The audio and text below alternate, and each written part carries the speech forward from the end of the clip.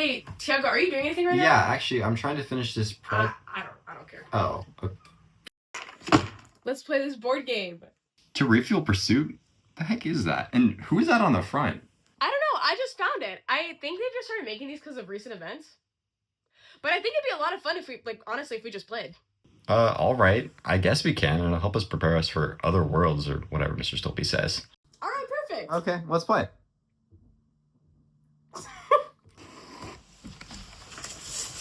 So, how do we play? It's pretty simple. Start by rolling the die. The other player will ask you a question corresponding to the color you land on. However, all of them are related to Trump's tariffs and how they're affecting the United States. What? If you answer correctly, continue your turn by rolling again. If you answer incorrectly, be prepared to be instantly teleported to educate yourself. I don't know about... The objective is to collect each color wedge from the corresponding category. The categories are green for environmental policies, orange for the economy, pink for small businesses, yellow for social reactions, purple for education, and blue for international relations.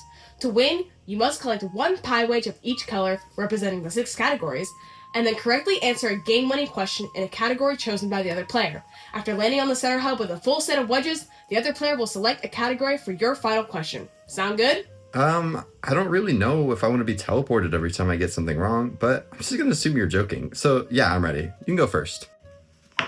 Oh, I got a 2. 1, 2. All right, blue is international relations. So for your first question, in 2025, Donald Trump escalated tariffs on Chinese imports to 145%, prompting China to retaliate with 125% tariffs on U.S. goods. Which of the following best describes a diplomatic consequence of this escalation? Is it A, China agreed to eliminate tariffs on U.S. agriculture products? B, senior level trade talks were initiated in Switzerland between the two countries? C, the U.S. suspended tariffs with China? Or D, China sent a notice ending all American tourism in the country? I think it's A, B. Wow, you actually got it right. I don't even know what senior level trade talks are. Oh, they only involve high-ranking officials from different countries meeting to discuss and negotiate trade-related issues. All right, Tiago, your turn. 5. 1, 2, 3, 4, 5. Okay, how are Trump's tariffs affecting clean energy within the trade market? Is it A, the tariffs are expected to disrupt the global trade in clean technologies from electric cars to the materials used to build wind turbines? B, the tariffs now have reduced air pollution in New York City by 45%? C, everyone is expecting for the globe to be 200% better in the next year? Or D, solar panels now have to go through an immigration process before being able to enter the country, and many of them are unfortunately being stopped by ICE. I mean, I did hear about a solar panel getting stopped. A! I appreciate your enthusiasm, and yeah, you got it right. Because of tariffs increasing prices, it's a lot harder to produce materials that can make clean energy to help reduce planet's global warming. I low-key want to ask another question. Wait, is that in the rules? And also, is that a different outfit?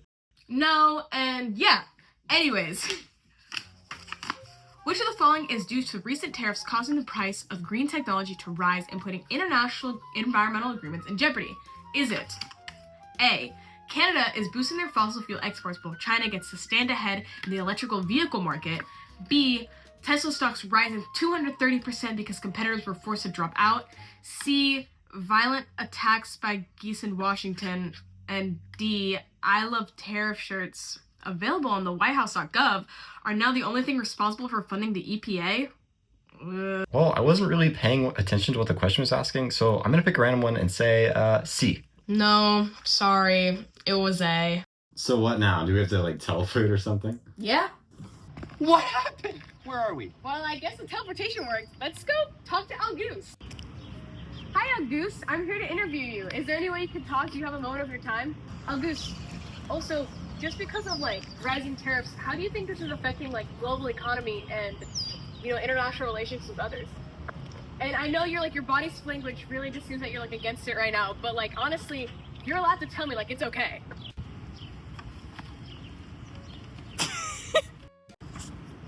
Hey, thank you, Al Goose. I really understand the state of our economy better now, and I understand that Canada is going to start boosting their exports. You really informed me, Al Goose. I appreciate you.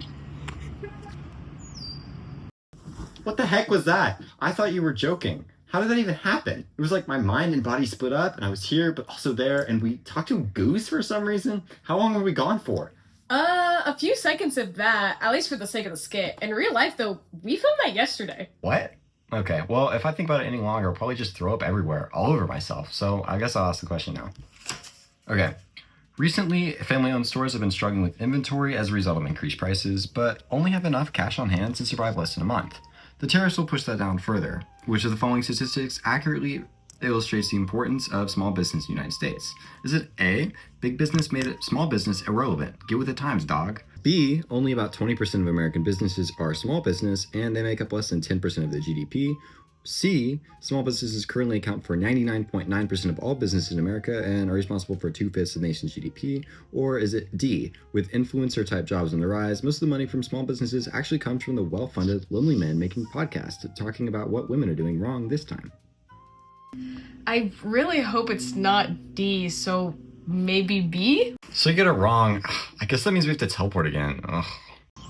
I'm never gonna use this teleporting thing. When did your clothes change? Oh, this is our second day of filming. Filming? All right, let's go. So I guess the teleporter brought us here at the city hall so I could talk about Trump's tariffs' long-term impacts. So the tariffs are expected to raise about $5.2 trillion in the long run.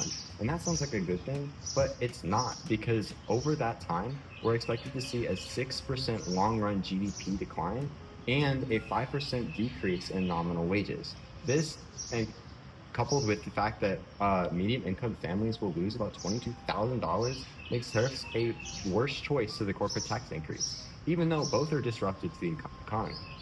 Wow. I feel educated now. Color me educated. How are you educated? All right, let's keep playing. Oh. Yay! That was almost as much fun as the time that Al Gore invented the internet. Yeah, sure, whatever. Recent protest and election results suggest growing public frustration with government downsizing and certain economic policies. Which of the following most accurately reflects this shift? Is it A, voters expressed disapproval of Trump's economic handing and Musk's dismantling of federal agencies, leading to even lower approval ratings in swing states leaning the other way? B, voters were unhappy that downsizing didn't come with a cute and strangely dramatic show on TLC. C, protesters were angry because they couldn't remember why they voted for Trump instead of that guy who promised everyone ponies. Or D, backlash really began when Trump administration revealed they only made important decisions by consulting J.D. Vance's Magic 8 Ball. Is he talking about Vermin Supreme? Doesn't that guy wear a boot on his head? Maybe. Well, I know it's not that one, so I'm gonna actually pay attention this time and say A. Yeah, you got it right! Oh, thank God. I'm gonna start asking these questions quickly so we can finish this awful game. And so we don't bore the class, right? What? Class? I thought we were just playing. Okay, go Tiago. Okay.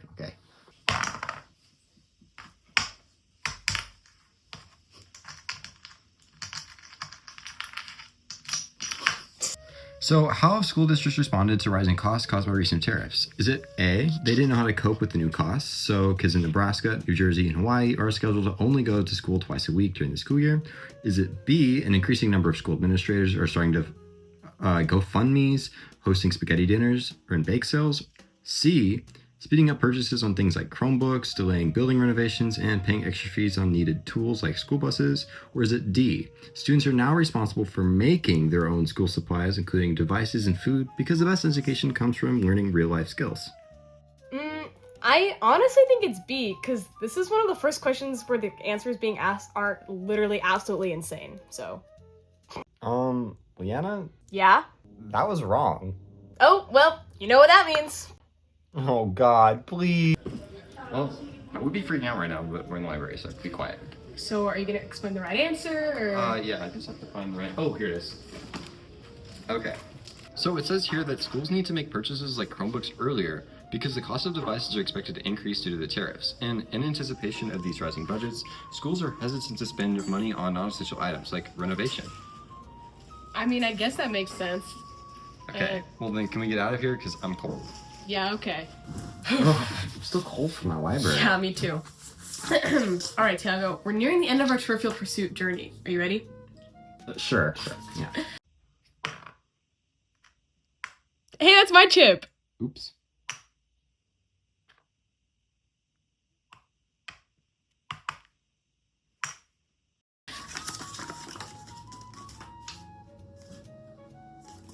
On May 8th, the Trump administration struck a deal with the UK focused on reducing non-tariff barriers to US goods. Meanwhile, there was a 10% baseline tariff set for most countries. What else did the administration say they would do in regards to the trade? Is it A, switching to a silent barter system so the White House staff understood what it was like back in the good old days? B, consider reducing the 145% tariff on Chinese goods? C, trade their rare Pokemon cards for something better like a stable economy? Or D, rip up all trade agreements because paper isn't chic? Some of those don't even make sense. It has to be B, right? Yes! The Trump administration and China have agreed to slash tariff marks for the next 90 days in a push to de-escalate a trade war. The deal marks a momentary retreat for President Donald Trump, who had defended his steep tariffs on Chinese imports as critical to rejuvenate domestic manufacturing in the US, even as the moves rattled global markets and stoked economic anxieties among Americans. The question's not even relevant anymore. Didn't he just do a 90-day trade pause with China?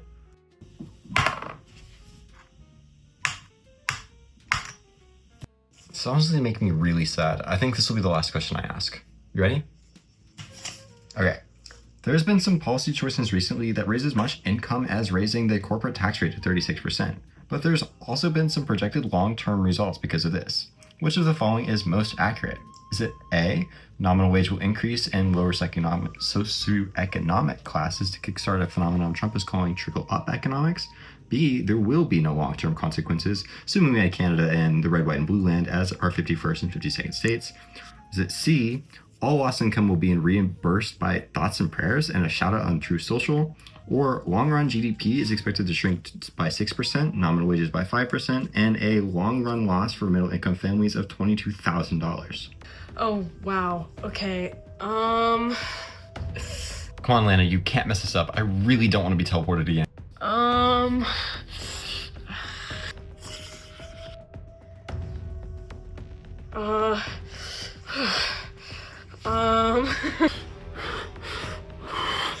Is it A? No, it's D. I said D before you, so we don't have to get teleported, right?